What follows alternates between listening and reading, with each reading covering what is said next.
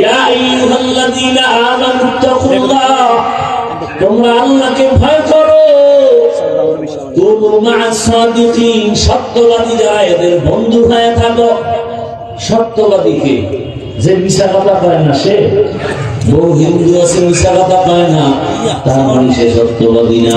পৃথিবীতে একজন ব্যক্তি শ্রেষ্ঠ সত্যবাদী, রাহমাতুল লিল আলামিন, যার জীবনে কোনোদিন ভুলেও একটা মিথ্যা কথা বলেন নাই। আমরা তো একটা কথা আরেকজন মিছা কয় না। মোবাইলটা কানের মধ্যে লাগাইয়া ঘরে বয়ে খালি জমিনেই নাই, ঘরের ভিতরে বয়ে খালি জমিনেই নেই। একজনে ধরে এই মিশা কথাটা কইলেন না, কারণ আসলে আমি জমিনে ছিলাম না, তো কইছিলাম কারণ খাড়ের উপরে বয়েছে। এই মিথ্যা প্রচার করার মূল ফ্যাক্টরি এখন মোবাইল। মিথ্যা মানুষকে ধ্বংস করে গেছে। মিথ্যাবাদীর জন্য জাহান্নাম, ওয়াইল নামক জাহান্নাম, জাহান্নামের ভেতরে ভয়ঙ্কর স্তর, জাহান্নামের নাম ওয়াইল।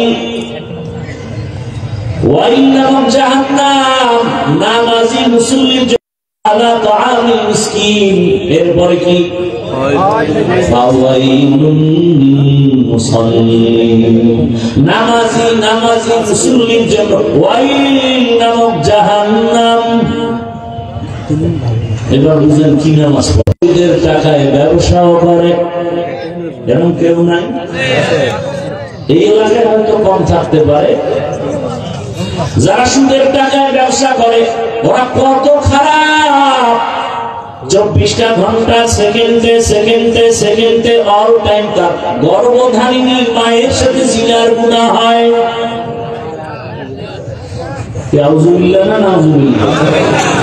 আল্লাহ বলেন, আমি আল্লাহ নিজে রেডি তার সাথে যুদ্ধ করব। ইয়া আইয়ুহাল্লাযীনা আমানুত্তাকুল্লাহ ওয়া যারু মা বাকিয়া মিনার রিবা ইন কুনতুম মুমিনিন ফাইন লাম তাফআলু ফাযানু বিহারবিন মিনাল্লাহি ওয়া রাসূলিহি। মুমিন আল্লাহকে ভয় করো এবং তোমরা সুদের থেকে নিজের বাঁচায় নাও যদি খাঁটি মুমিন হয়ে থাকো। এরপর যদি তেরামি করিয়া ওই পথে যাও, রেডি থাকো, আমি আল্লাহ তোমার সাথে যুদ্ধ করার জন্য রেডি। ভাইরা আমার, আল্লাহ বলেন আমাকে ভয় করো এবং দুনিয়াতে যারা ভালো চরিত্রবাদীদের সঙ্গে বন্ধুত্ব করো। কারণ আতরের দোকানের কাছে গেলে আতর কিনতে পারবা, না পারলেও তো ঘ্রাণ পাইবা। ভালো মানুষের সাথে যদি সম্পর্ক রাখো, জীবনটা সুন্দর হবে, ভালো হবে। আর চরিত্রহীন মানুষের সাথে যদি চলো, তোমার জীবনটা নষ্ট হয়ে যাবে। ভাইরা আমার, বাসে লেখা আছে অনেক সময় দেখবেন ধূমপান নিষেধ। এরকম দেখছেন কোনদিন বাসে লেখা ধূমপান নিষেধ? এরপর কি কেউ ধূমপান করে বাসের মধ্যে? ড্রাইভারও করে, হেল্পারও করে, কন্ট্রাক্টরও করে। নিষেধ করলে ধোঁয়াটা আমার দিকে মারে। মসজিদে লেখা আছে ধূমপান নিষেধ, কি আছে? এরপরও কেউ ধূমপান করে না। বাসে লেখা ধূমপান নিষেধ, এরপরও করে। মসজিদে লেখা নাই ধূমপান নিষেধ, এরপরও কেউ করে না।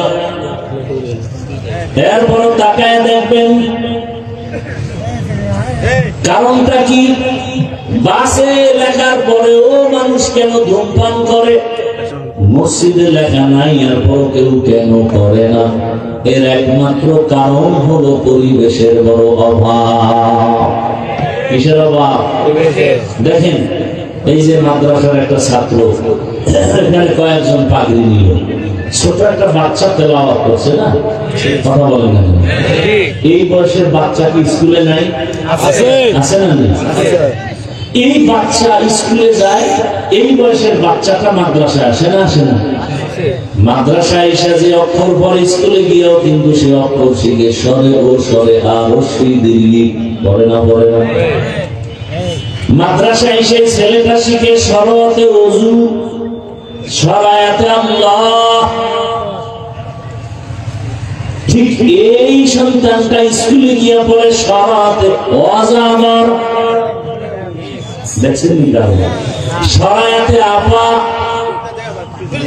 একই অক্ষর। মাদ্রাসায় শিখলো স্কুলে গিয়ে পড়লো অজাগর। মাদ্রাসার ছেলেটা মাকে বলে আম্মু ওযু কি? বেটা আযান দেওয়ার আগে ওযু করে নামাজ পড়া লাগে, পবিত্র হওয়া লাগে। মা শরীয়তে যে পড়লাম আল্লাহ, আল্লাহকে তা আসমানের মালিক, সূর্যের মালিক, তোমারে যে বানাইছেন তিনি আমার আল্লাহ। এটা কি অক্ষর স্কুলে গিয়ে শিখছে কি? অজাগর। সন্তানটা মাকে বলে আম্মু অজাগর কি? এটা একটা প্রাণী, সাপ, এটা মেজাজ গরম, যারে পায় তারে মারে, তারে ধরে। সন্তানটা অজাগরের শিক্ষা পাইয়া অন্তরে গরম বানাইয়া এবার ফাঁকে ফাঁকে গেলাস ভাঙে, প্লেট ভাঙে, সুটেজ ভাঙে। মাকে এমন কেন করো? অজাগর কি বুঝেননি? বিষয় বুঝেন না? ফাও করতেছি।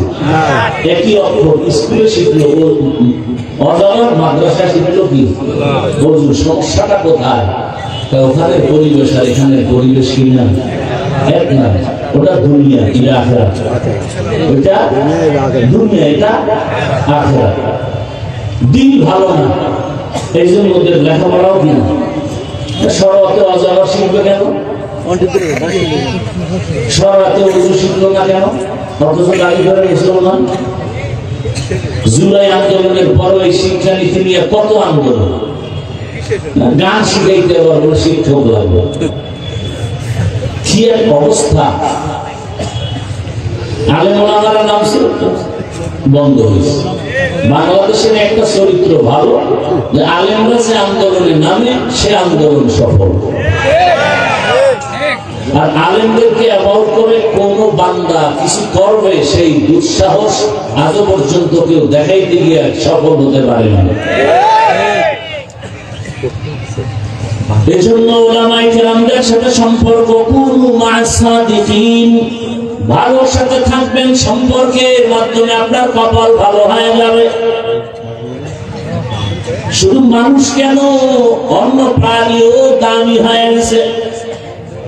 একটা পিপলিকার দাম নাই, কিন্তু সুলাইমান নবী সোয়া লাগছে তো দাম বেড়ে গেছে। আল্লাহ রাসূল বলেন ওই পিপলিকা কিয়ামতের ময়দানে জান্নাতে যাবে। এই ঘটনা কোরআনে আছে না? পয়গম্বর সুলাইমান সিংহাসনে আছেন জমিন থেকে 9 মাইল উপরে। কয় মাইল? মদিনাতুল মুনাওয়ারার পার্শ্ব দিয়ে যাচ্ছেন। হঠাৎ পয়গম্বর সুলাইমান পিপলিকার আওয়াজ শুনলেন 9 মাইল উপর থেকে।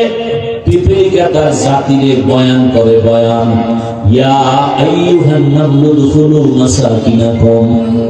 সুলাইমান নবী শুইনাই বলেন ফাতামাসসামা, মুস্কি হাসলেন আর বললেন এই সিংহাসন জমিনে ল্যান্ড করো, জমিনে ল্যান্ড করো। সুলাইমান পয়গম্বর পরিষদের সবাইকে জিন্নাতেরা আছে, অন্যান্য প্রাণী আছে শোনায়। পিপলিকার সুন্দর মজার বয়ান শুনছি, তোরা শোন। একটা পিপলিকা তার জাতি বাইরে সতর্ক করে, তাড়াতাড়ি বাসার মধ্যে নিরাপদে ঢুকে যা। সুলাইমানের সৈন্যবাহিনী যদি আসে বিপদ আসবে, তাড়াতাড়ি নিরাপদে যাও। একটা পিপলিকার লিডার তার জাতি ভাইয়ের ক্ষতি করতে দেয় না। আরে জাতি আজকে মানুষ ওই আশরাফুল মাখলুকাত, মানুষের জবাই করে, অন্তরে কোনো মায়া লাগে না। কোরআনে বলে রাজনীতি নাই। সুলাইমান বিলকিসের ঘটনা আমাদের দাও শুনাই, আর তোমরা বাংলা কোরআন ধরো।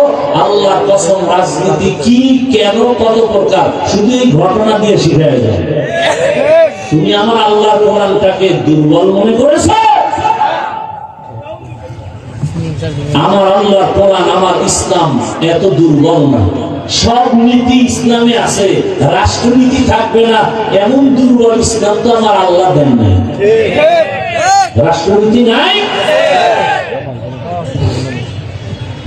ভাইরা আমার, পিপিলিকার ঘটনা নবী শুনাইতেছেন। সুলাইমান নবীর ঘটনা সবাই শুনতেছে, ফাঁকি দিয়ে একটা ঝামেলা ঘটাইছে হুদহুদ নামের পাখি। নামাজের সময় ওযু করবেন, নামাজ আদায় করবেন, পানির প্রয়োজন। অচেনা পথে কোথায় পানি পাবে? পানির দায়িত্ব হুদহুদের দিয়ে রাখছে। হুদহুদ পাখি নাকটা পানি মাটিতে লাগাইলে বলতে পারতো এখানে পানি আছে। হুদহুদ পাখি পানির খবর দিলে নবী সুলাইমান বলতো, জিনেরা মাটি খনন করে পানি উঠা, ওযু করবো, নামাজ পড়বো। সময় হয়ে গেছে নামাজে, ওযু করবো, পানি দরকার। হুদহুদ দেখো, নবী তাকায় দেখে হুদহুদ রে দেখা যায় না। আর একটা রাজনীতির পয়েন্ট, সুলাইমান নবী হুদহুদ রে না বইয়া কি বললেন? এই একটা পয়েন্ট। সুলাইমান নবী বললেন, মা লিয়া লা আরাল হুদহুদ, আমি সুলাইমানের কি হলো হুদহুদ রে দেখি না কেন? একটা পয়েন্ট, বিশাল পয়েন্ট। কি পয়েন্ট? সুলাইমান নবী বলে নাই হুদহুদের কি হলো দেখি না কেন। সুলাইমান কয়, আমার কি হলো হুদহুদের দেখি না কেন? আমার কোন অপরাধে হুদহুদ আমাকে থেকে চলে গেল কিনা? শিক্ষা দিলেন মূলনীতি। মানুষ নিজের দোষ দেখো। আমি হাফিজুর রহমানের কি দোষ হলো যে আমার সন্তানের শান্তি নাই? আমার কোন অন্যায় হয়ে গেল যে আমার ঘরে অশান্তি? আমি হাফিজুর রহমানের কি হয়ে গেল? কোন গুনার কারণে আমার সমাজে অশান্তি, আমার রাষ্ট্রের মধ্যে অশান্তি? আমার কথা মানুষ কেন শুনে না? আমার ইমাম, আমি ইমামের কি হলো যে মসজিদ মুসল্লি আসে না? সব এমপি, সব মন্ত্রী, সব ডাক্তার, প্রফেসর, সব এসপিডিসি যদি চিন্তা করতো আমার কোন অপরাধের কারণে সমাজে অশান্তি, এই চিন্তা কইরা যদি নিজেকে মালামাত করত, নিজের সংশোধন করত, সোনার বাংলায় র‍্যাব আর্মির বেতের বাড়ি লাগতো না, পুরো দেশটা বেহেশতের বাগান হতো। এজন্যই শুরুতে বলেছি, ইসলাম যতদিনে জমিনে কায়েম হবে না, আল্লাহর কসম ততদিন পর্যন্ত জমিনে শান্তি আসবে না। ইসলাম হলো একমাত্র শান্তির ঠিকানা। তো একটা পিপিলিকার সম্পর্ক সুলাইমানের সাথে হওয়ার কারণে নবী বলেন, কিয়ামতের ময়দানে পিপিলিকা জান্নাতে যাবে। পিপিলিকা জান্নাতে গেলেও কি না গেলেও তা যাবে কেন? আল্লাহ বুঝায় যে ভালোর সাথে থাকলে যে ভালো হওয়া যায়, এটা প্রমাণ দিতেছে। একটা গাভী জান্নাতে যাবে। আল্লাহর কাছে পিপিলিকার নাম কেমন? তোর নামে সূরা নাযিল করেছে। সূরার নাম কি? পিপিলিকার নামে সূরা, গাভীটার নামে সূরা, নাম কি? সূরা বাকারা। গাভীটা এত দাম, কিয়ামতের ময়দানে রহমতের নবী বলেন গাভী জান্নাতে যাবে। এত দাম হলো কেন? গাভীটা আবার স্বর্ণ দিয়ে বানিয়েছে।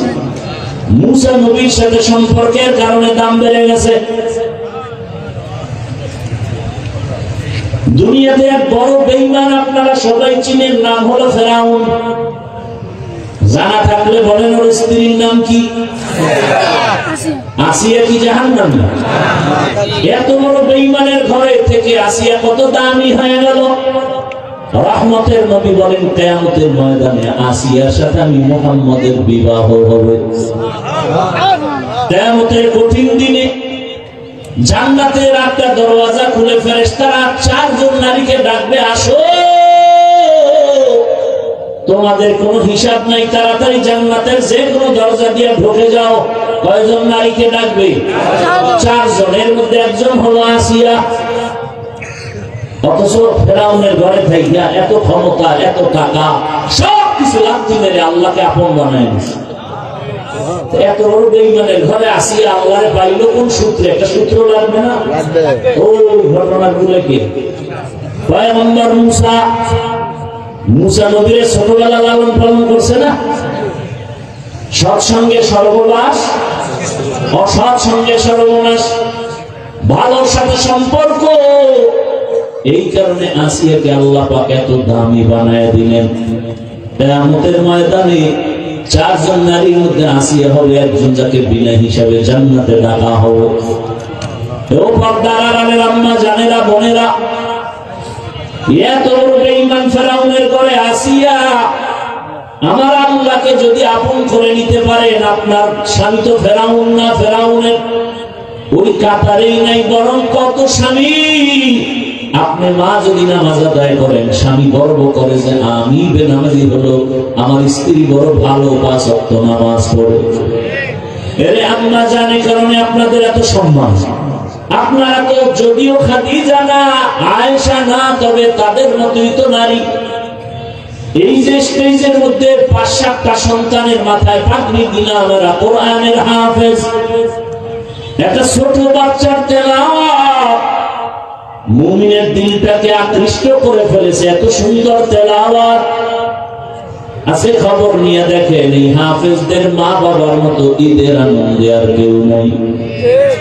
এরে আম্মা জানেরা, আল্লাহ সন্তান দিয়েছেন, সন্তানটাকে আপনি ডাক্তার বানান, ইঞ্জিনিয়ার বানাবেন, প্রফেসর বানাবেন, এসপি বানাবেন, ওসি বানাবেন, ডিসি বানাবেন, এমপি বানাবেন, আলহামদুলিল্লাহ, বাধা নাই। তবে বেয়াদব বানাবেন না। আল্লাহর কোরআন শিখায় দেয়, ডাক্তার হবে, কোরআন পড়বে, নামাজ পড়বে, মা বাবার জন্য দোয়া করবে, জীবন সফল। এমন ডাক্তার নাই? এরে আমার কলিজার যুবক,